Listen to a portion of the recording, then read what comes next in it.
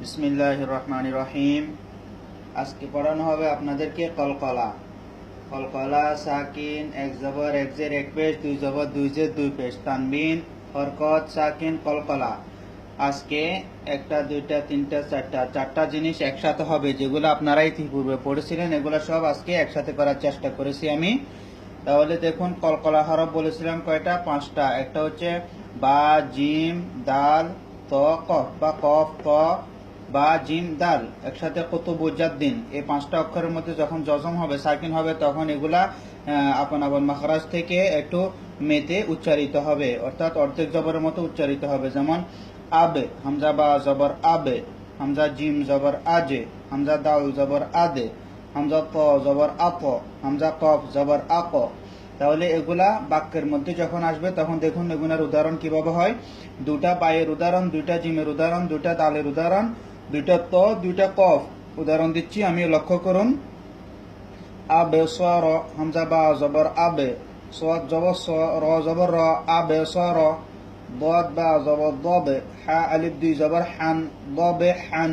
এখানে তানবিন উচ্চারণ করবেন, আলিফটা আপাতত থাক, সেটা নিয়ম আসলে তখন বলবো আপনাদেরকে। দবে হান। তাহলে আবে কিভাবে কলকলা হয়েছে লক্ষ্য করেছেন?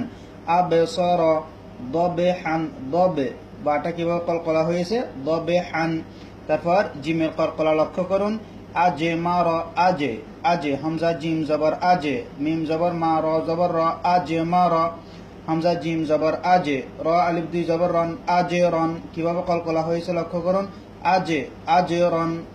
হামজা দাল জবর আদে, র জবর র, কাব জবর কা, আদে র কা, আদে র কা। দালের উদাহরণ।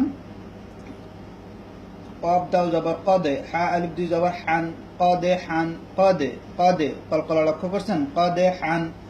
আত আমা, হামজা ত জবর আত, আইন জবর আ, মিম জবর মা, আত আমা, আত, আত আমা।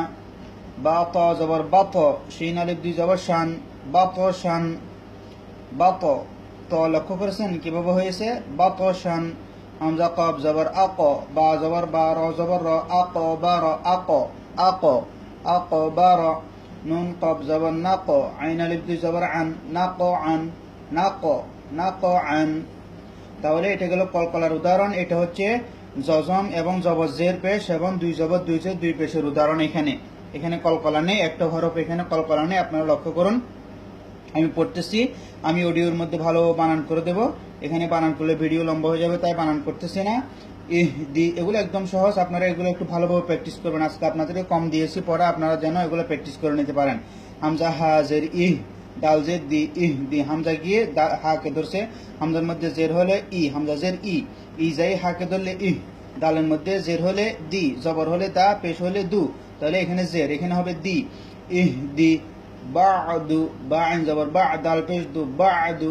সাইয়া, লাস্তা, আমরিন, বারদান, জামআন, খুসরিন, খলকন, শানুন। লক্ষ্য করুন, শিন হামজা জবর শাহ। আমি বলেছি আলিফের মধ্যে যদি কিছু আসে জবর জের পেশ সাকিন, তখন সেটা আলিফ থাকে না, সেটা হামজা হয়ে যায়। তাই এই জন্য আলিফটা হামজা হয়ে গেছে। আমি দেখুন এখানে লাল চিহ্নটা দেওয়ার, সাকিনটা লাল করে দিয়েছি এই জন্য যেন এখানে একটা ধাক্কা হয়, ধাক্কাটা যেন আপনাদের স্মরণ থাকে। এটা একটা হচ্ছে শানুন আর একটা হচ্ছে কাসান, এই দুটোটার মধ্যে আলিফটা ধাক্কা হবে, কেননা আলিফের মধ্যে সাকিন। প্রত্যেকটা আলিফের মধ্যে যখন সাকিন হয় তখন সেটা আলিফ থাকে না, সেটা হামজা হয়ে যায়, তখন সেটা উচ্চারণ করার সময় একটু ধাক্কা হয়। শানুন। আশরিন, আইনশিন জবর আশ, আশরিন, আসফিন, গরকন, গুলবান, ফাসলুন, কাসান। লক্ষ্য করুন, শানুন, কাসান।